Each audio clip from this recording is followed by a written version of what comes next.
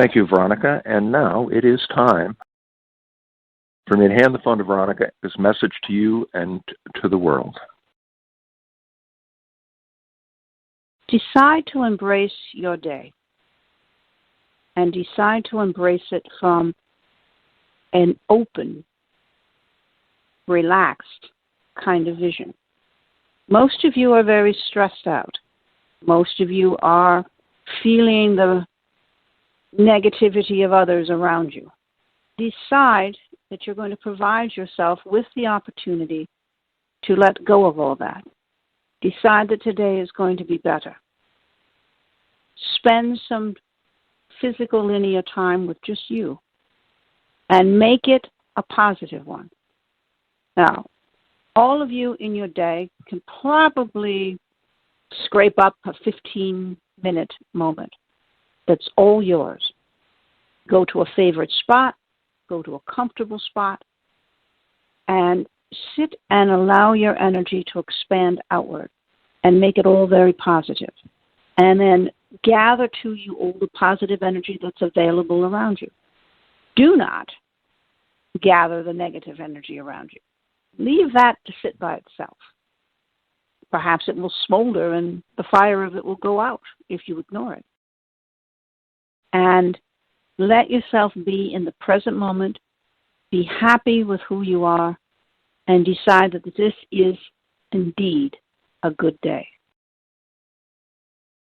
Thank you, Veronica. The next question is an interesting take on karma. I know we talked a little bit about this in the past and probably will again because so many people are interested in it, but this angle, it said, I've heard someone say that the reason a certain person has cancer is because of their karma.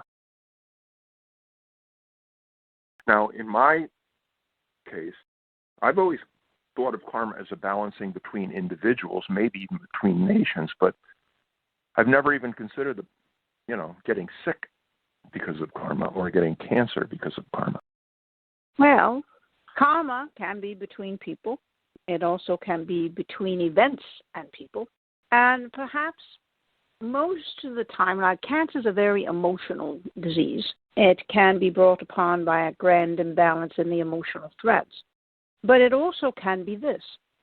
Say in a lifetime you were participatory with maybe someone who was afflicted with maybe a mental disease, and you treated this person pretty poorly and caused them to be much worse off and not show them any compassion or empathy regarding their illness, especially if it's a mental illness, because further back mental illness was feared rather than comforted. So you come back into another life where you're carrying with you the imbalance of your judgment of someone who had an affliction that they could not fix on their own, that they had to sort of deal with it as they went through. You could very likely contract the same thing, experience it from that angle so that you could bring balance to yourself and your perspective on some sort of mental illness. It can be also with cancer. It can be also with maybe someone who in the current linear just simply didn't like anybody who was in a wheelchair, anybody who was, considered not 100%. And perhaps in another life they had a direct opinion about it, maybe made fun of the person. And so they come back into this life to have a better understanding of what they did by having the affliction themselves. So there is sort of a karmic thing here that's not necessarily always between people. Sometimes it's between action and yourself. Sometimes it's the way you judge people and yourself. And sometimes it's having an opinion that's completely inappropriate. And you would have no understanding how inappropriate that is until you have the infliction yourself. So there are lots of levels of karma, and that's some of them. Hey, Veronica, this is a question about reincarnation, and basically it's, do we stop at some point reincarnating on this planet and then go on to other dimensions and other experiences and ... Does it go on forever? I mean, forever is a long time. And may we state before we answer the question that once you're out of the linear, where time is marked minutially, there is no concept of time.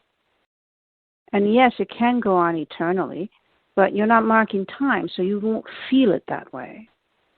Now, for the reincarnational process, it is a personal choice.